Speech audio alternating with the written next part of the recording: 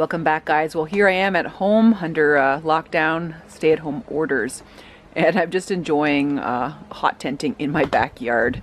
I've got the wood stove fired up, and it'll be my paint can wood stove, of course.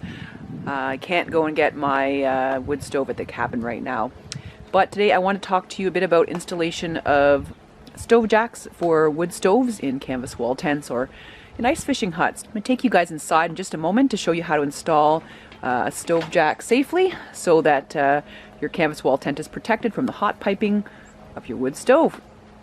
Let's head inside. On my way back in, Royce just decided to steal some kale out of the garden. Oh my gosh, he took like the entire plant. I was also proud of myself. This survives the winter under the straw. Well, not this winter. A little bit of a snowstorm right now. Let's get 20 centimeters or so. Gosh, I wish I was at the cabin enjoying this, but what can you do? So here we are inside, and you can see the front door of my canvas wall tent. So this is the right panel, and I've got a few different panels set up here so you can see how the stove jack works in here. So as you can see in the center, you can see the table shining through underneath, and that's where my wood stove goes through. When I'm not putting the wood stove through the piping through that hole, what I can do is I've got a clear panel so that I can have a nice window on a nice sunny day. You can see that right here. It's attached on with Velcro. So what I can do is just easily take that off and install other things there. So there, my hand goes straight through it. When I have my stove pipe going through there, I put this on. What this is this is a fiberglass fabric that I ordered online from JT Fabrics, and you can get that stuff online. They have a really great online store, and I'll just put the link down below. So what I did is I got a roll of this. I got about 1 meter of this fabric, and then I cut a hole in it for my stove to go through. Now, this fiberglass fabric tolerates a really high heat, so when the hot stove pipe goes through, it's not going to catch my canvas on fire or cause it to scorch or anything like that. So it's really awesome. You can see it's had a lot of use, so the edges kind of curl up a little bit, but it works really, really well. And you can see this is a stove pipe right here. This is about 4-inch stove pipe, and it goes through like that. And you can see there is a little bit of a gap. Whenever you're installing a stove jack, you want to make a bit of a gap there, because if there is a windstorm or there's some motion of that door, you don't want it to be so tight that it grabs the pipe and pulls it off of your stove, because then you're going to have sparks shooting up everywhere inside the tent. That's not a good idea. So with this, I put about a half an inch gap all the way around the stove pipe so that you're not getting a lot of snow or rain or whatnot in there. I mean, this is at the front of the tent, so I'm not going to get a lot of stuff in there anyway, but you don't want to have it too big of a gap or you're going to get snow or stuff flying in your tent. So that's one way to do it. The stove jack is to make it with the fiberglass fabric. It's really cheap. It's really easy. I mean, certainly a lot of this fiberglass fabric is expensive, but if you got 1 meter of it, you're going to get plenty of stove jacks out of that once. You can share with your buddies if you're making these tents. So what I want to do, I know you guys know that I have a new stove. This is actually piping from my old little paint can stove. So my new idea is to actually put that one through the roof, because it doesn't have a lot of elbows. I know you guys asked a lot about why I didn't use elbows with my Danchel Outdoor stove, and that's because the elbows are really expensive. I don't know why elbows for any type of stove are really expensive, but they are. So basically it's just going to go through the roof of my tent like you guys saw in the last video. And in the last video I actually just used something like this, but I wasn't really happy because like I said, it was going through the roof and there was snow coming in, so I didn't like that. So today I'm going to show you how I'm going to do a different jack for the roof, and that one is going to be actually using a galvanized rubber and stainless steel jack from Canvas Camp. So that's really awesome. It really hugs the piping so that nothing comes in. So we'll do that next. But just before I do that, you may wonder, now what am I going to do with the hole in the front door from my paint can stove piping? So basically it's just going to either stay as like a window like this, or I also have this little canvas door. So if I don't want to see through, I want it kind of sealed up, this goes on the surface there. So this one actually, this is the inside of the door. So it goes like that, and on the outside you'll end up seeing the fox, but that's fine. This can come off, and if it's a nice bright sunny day, that goes on. So that's just my window there. So it's not a loss at all. All right, so here is the roof of my front vestibule of the baker tent. So as you can see, I've already done a bit of work here to save some time. I've cut a hole in the roof. And what I've done to sort of fortify that hole is to use 1-inch polypropylene webbing. You can see that right there.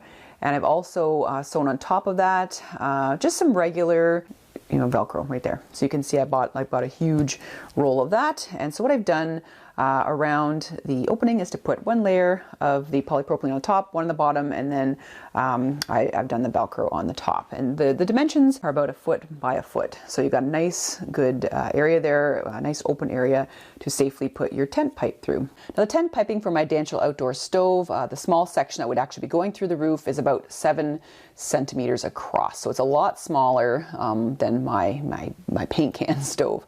So let's keep that in mind as we're making the opening for the piping to go through.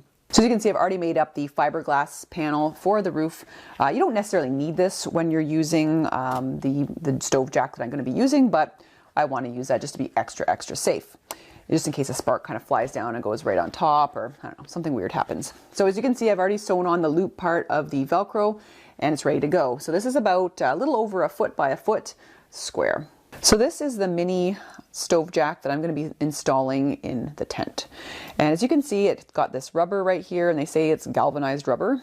And this right here is a stainless steel plate. So this is going to go in the middle of the opening, and it's going to go through my fiberglass panel. Now you don't have to go through the fiberglass panel as mentioned earlier. You can actually just pop this through the canvas and it's safe enough. But you know me, if I don't want this in there in the summer, I'm going to put the clear window on top for a nice skylight. So next I'm going to show you how to install this mini stove jack. And I should mention I got this stove jack from Canvas Camp. They are a store online out of Belgium that sells a lot of equipment for canvas wall tents. So they have a standard size jack as well as this mini stove jack for small tent stoves. So I've taken you over to my workstation here, and what I want to do is I want to find the middle of this fiberglass fabric. So what I do is I just kind of fold it over into a couple of different triangles there. And I just sort of have the center there. And it's sort of right here. You can see the X. So I'm just going to use this pencil to mark the X. That is the center. Then what you need to do is you need to take your mini stove jack and you need to take out all these bolts. So what I have here for this particular model, I've got a 10mm socket, and I'm just going to use this adjustable wrench on the other side, and we're going to just remove the bolts because it actually is 2 parts there. It's really hard to see that, but they're actually 2 pieces. One goes on either side of the fabric. And as you get close enough, you can just kind of loosen it with your fingers here. And you can see there's a washer there. Don't lose these parts. They're really tiny. There you go. That's what I've removed there. And I'm just going to remove the bolt on this side. There's a washer on the other side as well. Try not to drop it. And we'll just keep going for the rest of them. All right, so as you can see, it's been taken apart. So this is the top part right here. Seems another ring. And then it's got the openings, and then this is the part that goes on the bottom that sort of you can see inside your tent. So next I'm going to use this just to draw the pattern on the fiberglass fabric, and we'll go from there. So we want to kind of center up, there's a center of our fiberglass, you want to center up this ring right there. You're going to want to mark each hole and sort of trace out the circle right there. So I think that looks about right.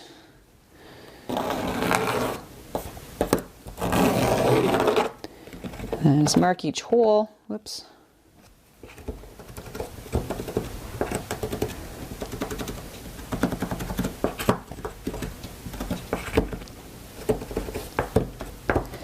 Okay, perfect. Now you can see everything. So what I'm going to use next is one of these little scalpel blades here. I'm not going to cut the circle out just yet. I'm just going to cut little X's where the holes are so we can put the bolts through.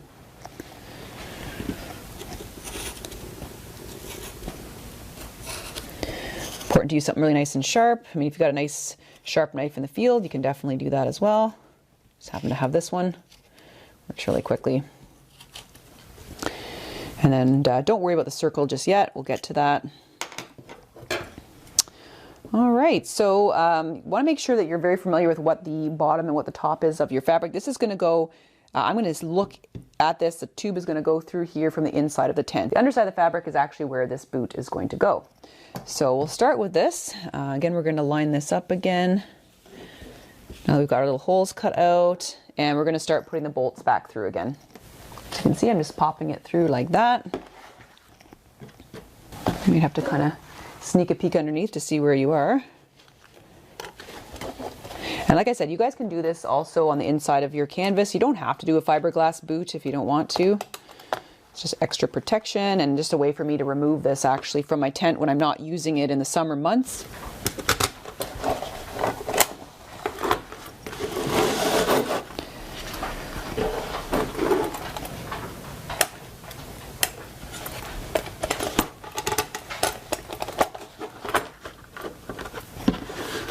Okay.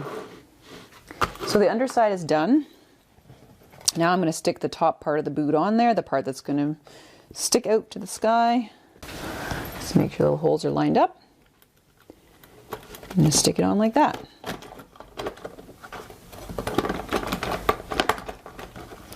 Shove it all the way down. Make sure there's really good contact there. Zoomed out so you guys can see. So that's the idea. That's what I'll see on the inside of the tent. That's what you're going to see on the outside coming out of the roof. That's the birds are going to look at. So now, straightforward, just stick the washers and the nuts back on. Put a little Loctite on there if you want, but these are also, you know, self-locking as well. We'll just hand tighten them, and then we'll tighten them later with the socket set. So it's really handy. It's going to prevent rain from coming in as well because it's got the rubber underneath. There's a nice seal there. And then of course up here, you know, once we're going to measure this and we're going to cut this, it'll be right snug around the stovepipe. And that'll really anchor it, you know, to the tent. You know, I was complaining about the stack being a little bit noodly, and it's going to stabilize it big time. So it's anchored at the bottom and the top. It's not going to, you know, take the tent away with you if there's a windstorm. Okay, now I'm just going to tighten everything. So everything is nice and tight. And as you can see now, the next step is to cut away the fiberglass fabric where the stovepipe is going to go through. So again, I will use my really sharp scalpel here. You can just use a really sharp knife as well. And you know, all you need to do really is sort of cut around the edge right here to remove this. Another way to do it is to just cut an X this way and then just sort of trim off the other little pieces. So leave it up to you guys, however you want to do it. I think I'm going to do the method with the X.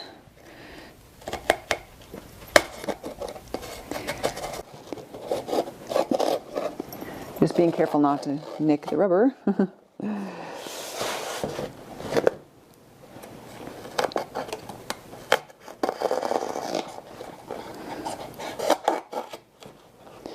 There we go. So now you can see it's opened up. I'm just going to trim off these little triangular pieces.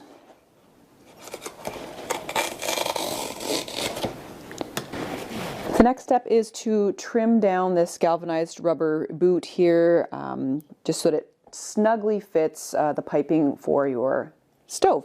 Since this is a mini jack, you know, it's going to be for a smaller stovepipe. So on mine, the stovepipe is about 7 centimeters. So looks like we cut down just past that second ring there.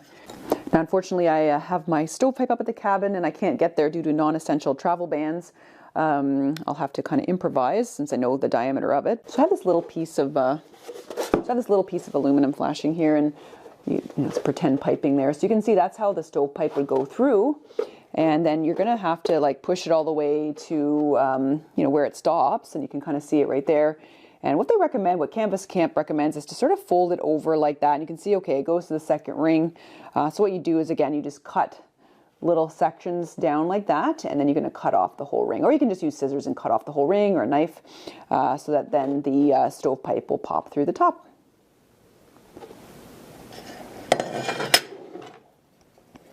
Just be really careful while you're doing this, but I'm just going to kind of go around here, and scalpel blades go through here like butter, so it's not too risky. Just going to cut off this ring right here. You want to have a nice snug fit, so don't take too much. Make sure you do the proper measurements. And there we go. So we're going to use my imitation stovepipe and just show you how this works. So here we go. For in the inside of the tent, we're going to shove it through. Boom, there you go. That's how it's going to go.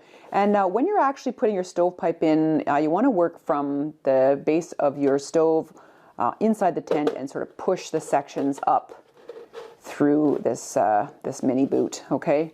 It's just a lot easier than trying to ram it down from the top.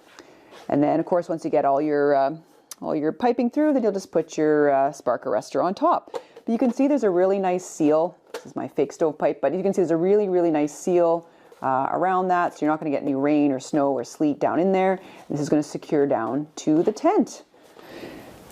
And there you go. I've got it all set up in this little demonstration here, so you can see how the stovepipe comes out of the tent, and it's got a beautiful seal there, so you know, potentially some rain or sleet or snow is not going to get in your tent. And it's so easily removable. You know, if you want to use this as a skylight in the summer or just kind of cover it up with another piece of canvas fabric with the Velcro, you can easily remove it. Just like so.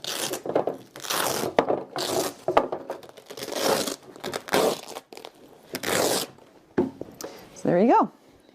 Well, I hope you guys enjoyed learning a bit about stove jacks for your campus wall tents. You know, you can make them this simple or make them a little bit more fancy with the galvanized rubber mini stove jack. And again, they do come in different sizes, guys. So this is really cool because you can remove this and, you know, just alter your tent to have like a skylight or something. So if you guys have any questions, don't forget to leave them down below in the comments, and happy winter camping, and I'll see you in the next video. Take care.